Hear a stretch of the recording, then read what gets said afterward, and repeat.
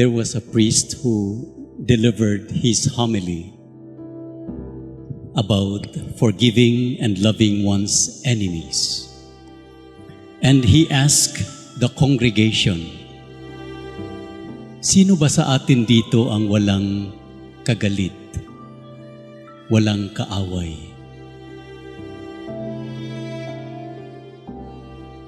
And there was total silence of the whole church. Tahimik at walang kumikibo, pero nangagot sa ngipon. Ugunya, he noticed nga naghinay-hinay og tinanaway ang mga magtiayon,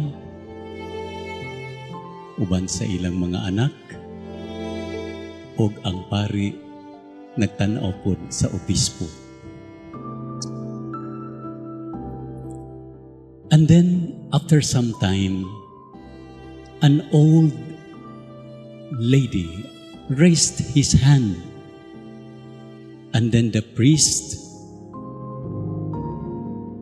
asked her, Lola, ilang taon ka na ba? And the old woman said, 103 years old. Naku, Lola, ang swerte mo. 103 years old ka na, tapos wala kang kagalit, wala kang kaaway. Ano ang sekreto mo? Ingon ang tigulang, I am already 103 years old. I do not have enemies anymore dahil patay na silang lahat.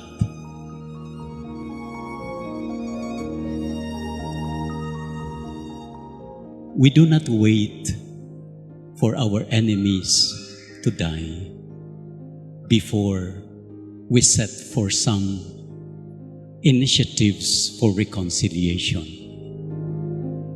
In the first reading from the book of Leviticus, Yahweh, the Lord our God, asked Moses, tell the whole Israelite community to be holy as I, the Lord your God, am holy. You know, our understanding of holiness is immediately committing no sin. But strictly speaking, the meaning of the word holy is separate, unique, set apart, linain. That is why this church is a holy place. This is separate from all houses in the province. This is separated. This is set apart for a particular purpose. That is why this is holy. You cannot make this church as a disco house, because this is a holy place. This is a place separated from the rest. And in our second reading, St. Paul, in his first letter to the people of Corinth, he said, you are the temple of the Spirit. Meaning, we are separated. We are different from others. Their community is characterized by rivalries, competition. People were destroying each other's reputation so that they will shine at the expense of others. And St. Paul reminded them, you are the temple of the Spirit. You should behave different from the rest of the members of the society who are not baptized. To be holy is to behave differently. And Yahweh said, "Be holy, be like me." How do we become like God? How do we become holy? The first test of holiness is this, according to our readings. If we will not only love those people who love us, because there is no difference with criminals. Criminals are loving each other. Tax collectors love each other. Sinners love each other. But where does the difference lie?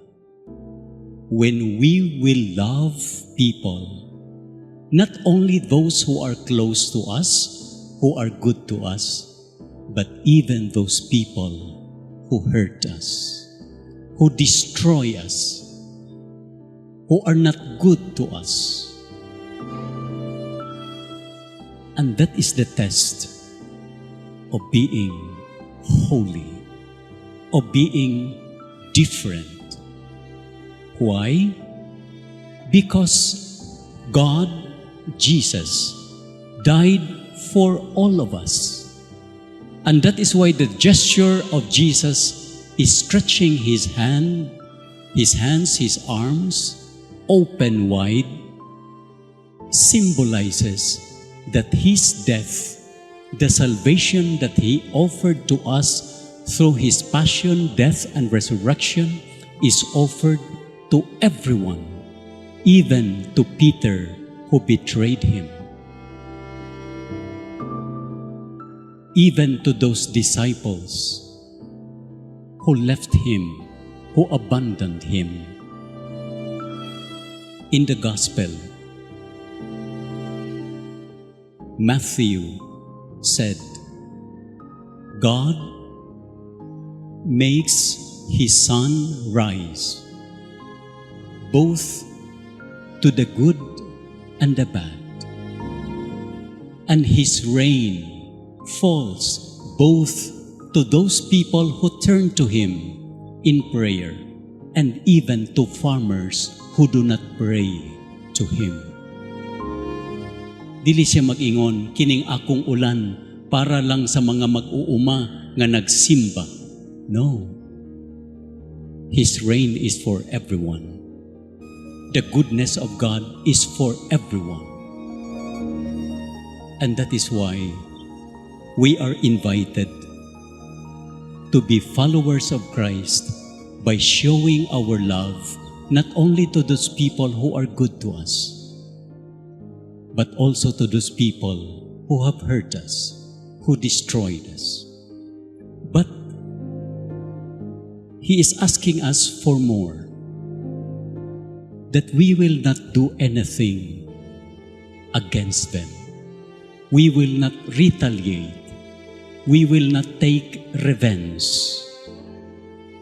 And the concrete way of doing it is, when we are slapped, we turn the other cheek. When somebody borrows for our tunic, atong kupo, we give our coat, we give our jacket. When someone asks us for help for 1 mile to bring his or her things, we walk another mile.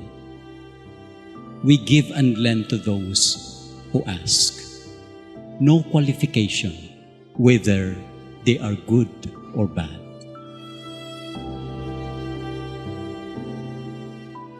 We have to understand this,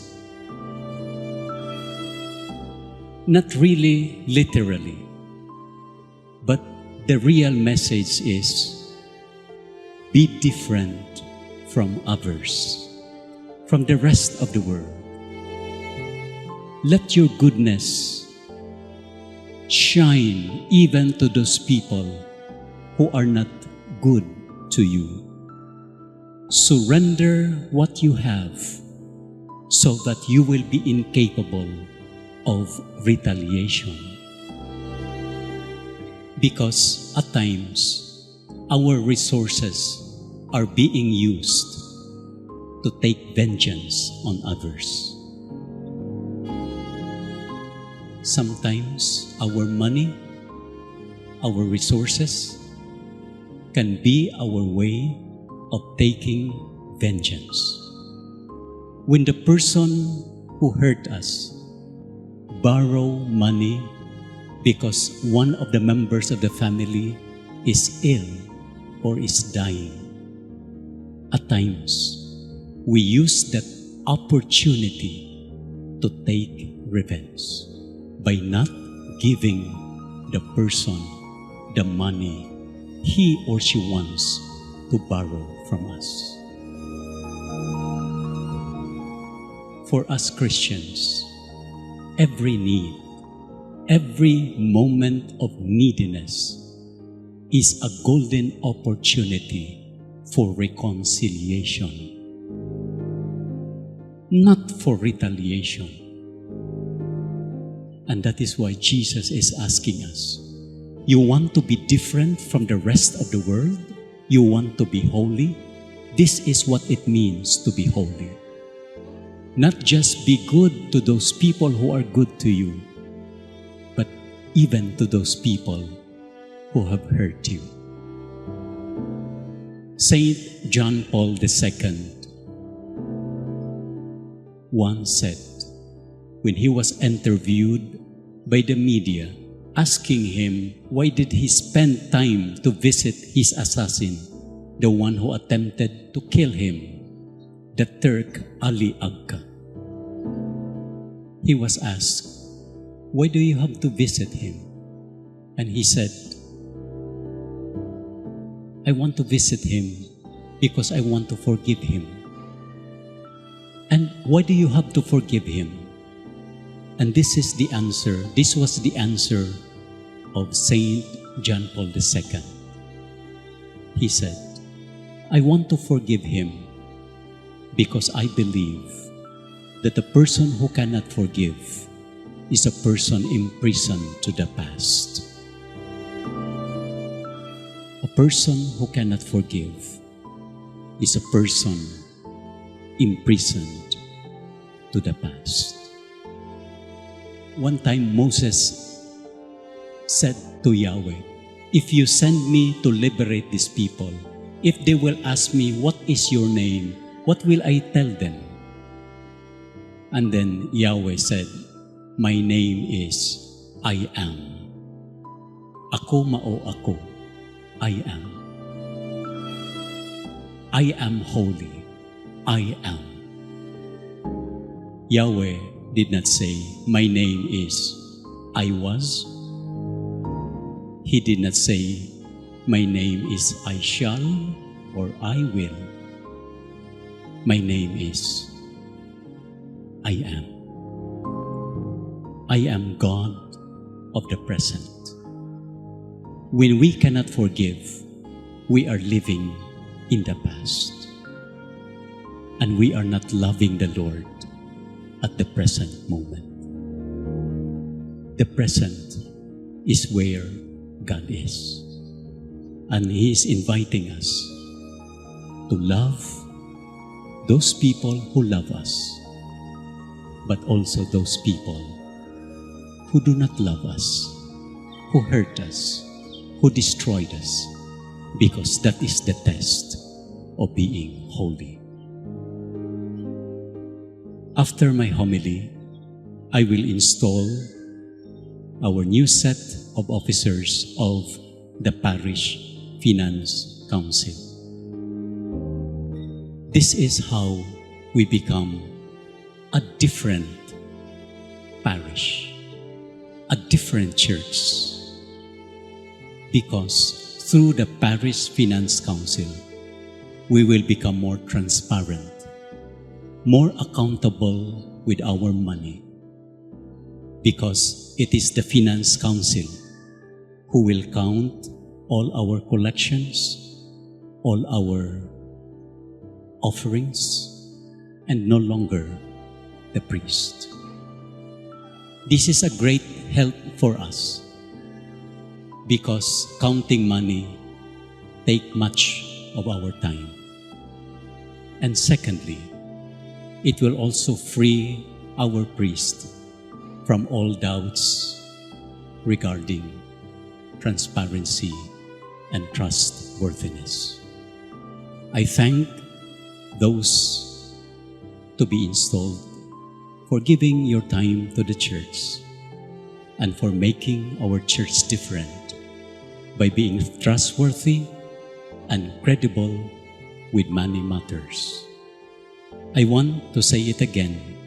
I have said this before. A person who cannot be trusted with money can hardly be trusted of other things. Ang tao nga dili masaligan sa kwarta, lisod saligan sa uban nga mga butang. Let us make our church an institution that can be trusted with the gifts that God has given us, with the offerings coming from the poor, from the people, so that our church will be holy, will be different, set apart for something that will make and give glory to God. May Jesus Christ be praised.